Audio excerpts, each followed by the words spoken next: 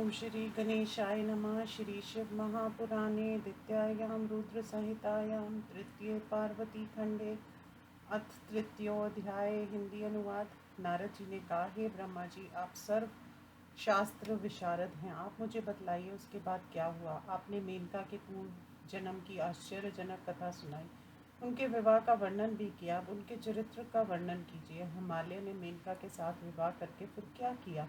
जब दंबिका पार्वती का जन्म उस मेनका से कैसे हुआ, और उस पार्वती ने किस प्रकार तपस्या की जिससे उसे शिव जी पति के रूप में मिले, ये सब सुनाइए। विशेष करके शिव जी के यश का वर्णन कीजिए। ब्रह्मा जी ने कहा, हे मुनि, तुम प्रेम पूर्वक शिव जी के सुयश को सुनो, जिसे सुनकर ब्रह्मा हत्या करने वाले भी पवित्र होकर सभी प्रकार के मनोरथों को प्राप्त कर लेता है। जब मेनका के साथ विवाह करके नगाधिराज अपने घर गया, हे नारद, तब तीनों लोकों में महान उत्सव मनाया गया। हिमालय ने भी सब बुद्धि से ब्राह्मणों तथा बंधु वर्ग को बुलाकर भली भांति उनका सम्मान किया। उसके बाद सभी ब्राह्मण तथा बांधव संतुष्ट होकर उत्तम आशीर्वाद देकर अपने अपने घर चले गए। हिमाचल भी प्रसन्न होकर मेनका के साथ अपने घर में तथा नंदन आदि वनों में जाकर रमन करने लगा। हे मुनि, उसी समय विष्णु आदि सभी देवता मुनिगण महात्मा भूधर के समीप आए।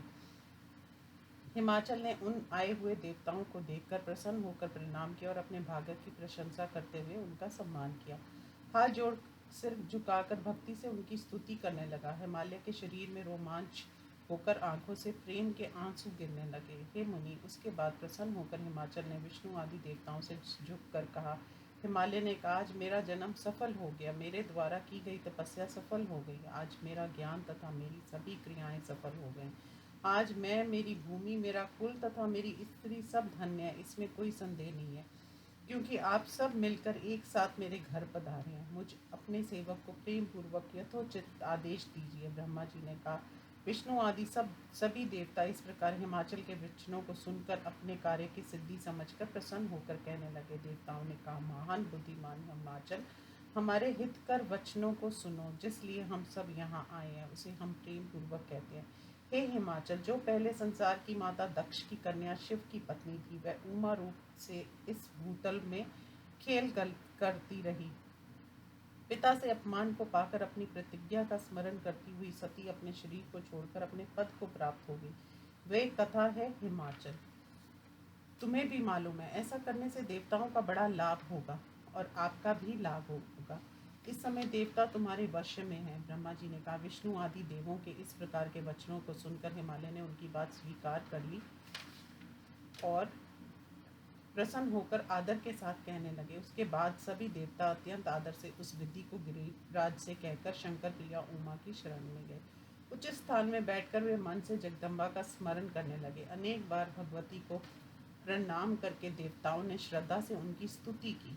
देवताओं ने कहा, हे उमा देवी, संसार की माता, शिवलोक में निवास करने वाली, सदा शिव की प्रिय महेश्वरी दुर्गा, हम आप सबको प्रणाम करते हैं। श्री शक्ति, हम सब आपको प्रणाम करते हैं। श्री शक्ति पावनी, शांता, पुष्टि रूपा, परम पावनी, महत तथा अव्यक्त रूपनी, आपको हम प्रणाम करते हैं। शिवा कल्याणकारिणी, शुद्ध स्थूल सूक्ष्म रूपों में विराजमान, अंतर विद्या सुविधा से प्रसन्न होने वाली आपको हम प्रणाम करते हैं। तुम श्रद्धा घृति श्री हो, तुम ही सर्व गोचर हो। अपने प्रपंच से प्रकाशित होने वाली सूर्यमंडल में प्रकाश की किरण तुम ही हो, जो ब्रह्मांड में तथा संसार के प्राणियों में रहती है और जो ब्रह्मा से लेकर तृण पर्यंत संसार को तृप्त करती है, उस आपको नमस्कार है। तुम ही गायत्री, वेद माता, सावित्री, सरस्वती हो। तुम ही संपूर्ण संसार के जीवन का उपाय और तुम ही धर्म रूपनी वेद प्रिय हो। तुम सब प्राणियों में निद्रा,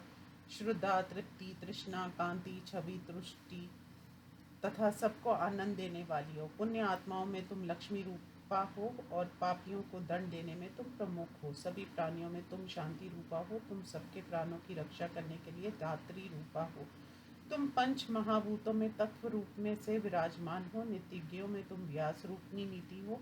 तुम सामवेद में गीति रूपा हो। यजुर्वेद में ग्रंथि तथा आहुति, ऋग्वेद में मात्रा और अथर्व में प्रागति हो। तुम सभी देवों की शक्ति रूपा हो। तमोमयी हो। सृष्टि में एक ही दृश्य रूपा हो। रजोगुण के प्रपंच में भव रूप में तुम एक ही हो जिसे हमने शास्त्रों में सुना है, जो सदा कल्याण करने वाली स्तुति को प्राप्त होती है। भयंकर संसार सागर में जो सबसे बड़ा दुख है उससे बचाने वाली तुम पाल रहित नौका हो। अष्टांग योग पालन रूप क्रीड़ा में तुम चतुर हो। विंध्याचल में निवास करने वाली तुमको नमस्कार है, जो समस्त प्राणियों के नाक, आंख, मुख, भुजा, वक्ष स्थल एवं मन में धैर्य से सदा सुखों को बांटती रहती हो।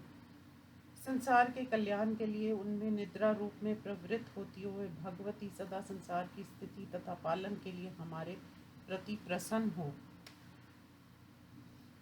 ब्रह्मा जी ने कहा, इस प्रकार जगदम्बा, उमा, महेशानी सती की स्तुति करके वे सभी देवता भगवती के दर्शनों की इच्छा से प्रेम पूर्वक वहाँ खड़े रहे। इस प्रकार श्री शिव महापुराण में देव स्तुति नामक तीसरा अध्याय समाप्त। अथ चतुर्थोध्याय। ब्रह्मा जी ने कहा, इस प्रकार जब देवताओं ने कष्टों का नाश करने वाली दुर्गा देवी की स्तुति की तो वह जगदम्बिका देवताओं के सामने प्रकट हुई।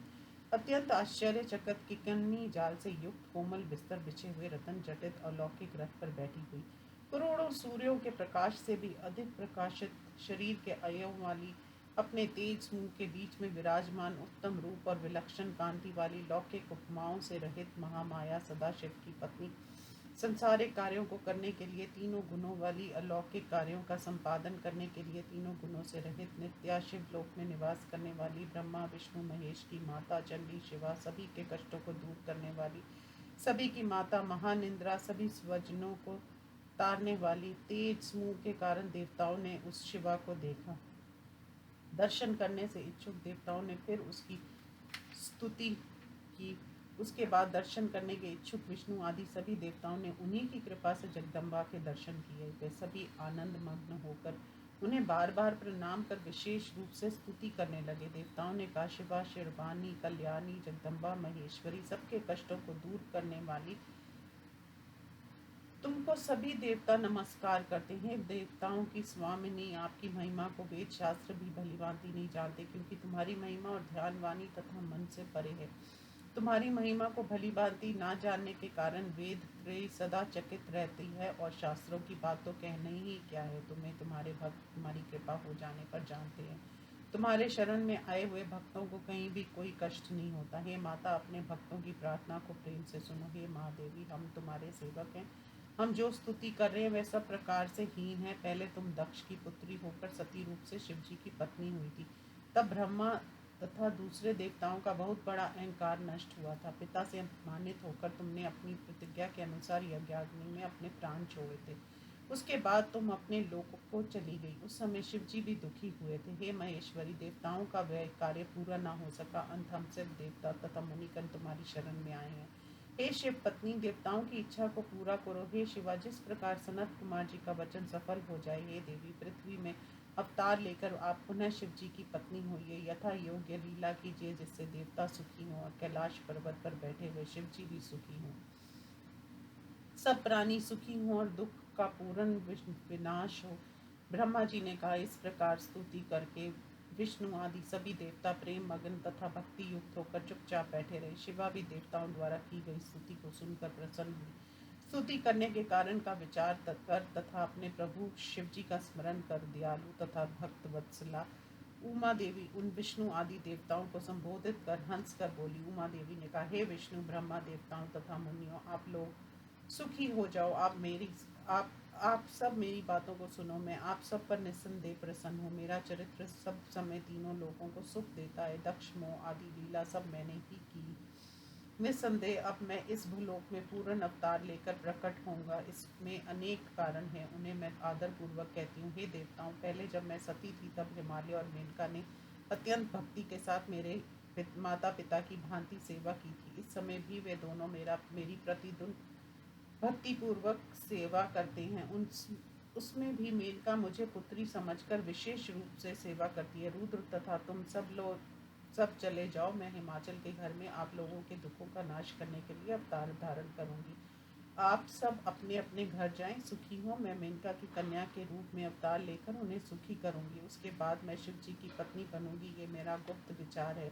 शिव जी की लीला आश्चर्यजनक है, वह ज्ञानियों के मन को भी मोहित कर लेती है। हे देवताओं, मुझ दक्ष पुत्री ने पिता के यज्ञ में जाकर पिता द्वारा अपने स्वामी का अनादर देखा तो मैंने यज्ञाग्नि में अपना शरीर छोड़ा। तभी से हमारे स्वामी रुद्र काला रूप तथा दिगंबर होकर मेरी चिंता में मग्न हो गए। पिता के यज्ञ में गई हुई सती ने धर्मज्ञ अपने पति का अपमान देखकर पति के की प्रीति से अपना शरीर त्याग दिया।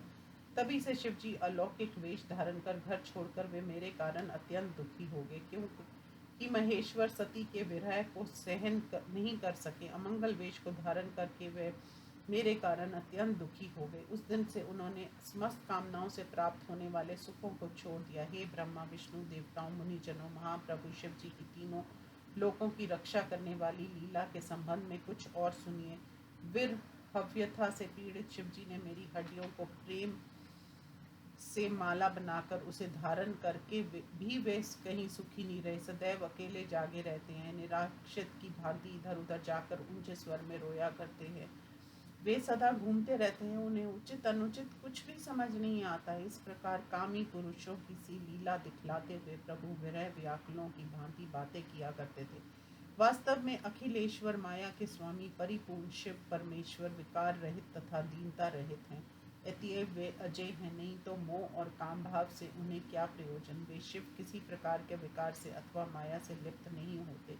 वे प्रभु शिव जी मेरे साथ विवाह करना चाहते हैं। अतएव हे देवताओं, मेरा अवतार भूलोक में मेनका हिमाचल के घर में होगा। इसलिए शिव जी को संतुष्ट करने के लिए मैं हिमाचल की पत्नी मेनका के गर्भ से लौकिक विधि द्वारा पैदा होंगी। भक्ति से तथा कठोर तप से शिव जी की पत्नी होकर निस्संदेह देवताओं के कार्य को करूंगी। आप लोग अपने अपने घर जाएं, प्रतिदिन शिव जी का भजन करें। उनकी कृपा से सभी प्रकार के दुखों का नाश हो जाएगा, इसमें संदेह नहीं है। दयालु शिव जी की कृपा से सबका सदा मंगल हो। उनकी पत्नी के रूप में मैं भी तीनों लोकों में वंदनीय और पूजनीय हो जाऊंगी।